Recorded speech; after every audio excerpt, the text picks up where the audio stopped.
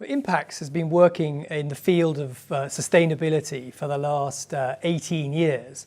And as we move and transition to a more sustainable economy, there will be significant transitions, disruptions, and there will be some sectors that benefit and some sectors that suffer. There will be risks, there will be opportunities.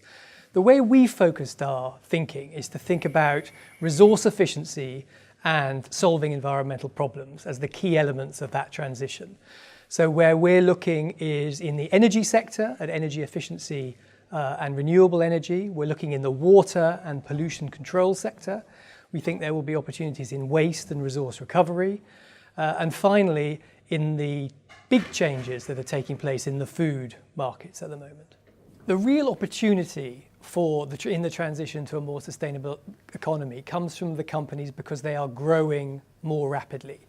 And the key opportunity comes because as they gain market share, the earnings growth of those companies are very, very strong. And I think that's the reason why the performance across the board in energy efficiency, in water, in food opportunities has been very, very strong. The encouraging thing is that it's been earnings growth that has been driving the performance, not a big increase in valuation.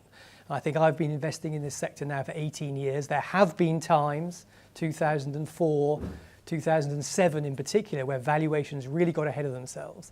I think this is probably the most interesting time in my career where I've seen, on the one hand, delivery of companies at the earnings level, but without a re-rating and very expensive valuations. The key challenge for us is to find the companies that are going to win in this transition to a more sustainable economy. The first step is to identify what are going to be the technologies. Is it going to be light-emitting diodes, buildings, automation, solar power, waste recycling, organic food?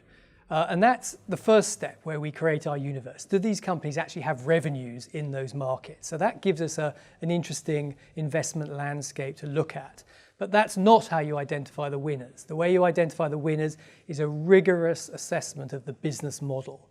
Does the business that the company's developed got high barriers to entry? Do they have pricing power? Can they get a high return on invested capital? So the key to identify the winners is to identify which will be the strongest businesses in this area of growth as we move towards a more sustainable economy. So in the transition towards a more sustainable economy, the companies that are benefiting from that transition, there's a huge variety of business models. There are some companies that are very focused on technology, blue sky risk, uncertainty about new technologies coming through, uncertainty about margins. And with companies like that, one really needs to monitor the risk, assess the opportunities of other companies coming in and taking market share. So those sort of companies can be very profitable, but one needs to be very careful. What is more interesting in many ways is to find things that are more sustainable in all senses, both of supplying solutions to environmental problems, but also business models that can deliver consistent profits, consistent margins. Interesting areas to note would be filtration, purification of water, some of the consumer staples companies in the food sector, more sustainable packaging, some of the energy efficiency technologies around more efficient boilers. This is where you have stable, profitable companies, not a lot of competition coming in.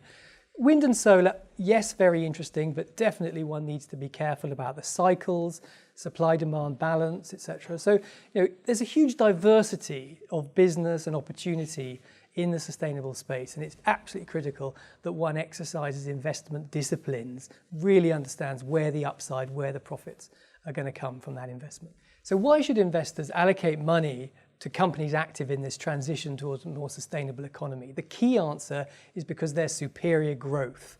And with this superior growth in the markets like water, food, energy efficiency, comes superior performance. So if you're looking for areas that can outperform global equities, investments in a global environment fund, an aqua fund, or a smart food fund, which Impax has been managing, working with BNP investment partners for the last several years, it's a great place to get superior returns.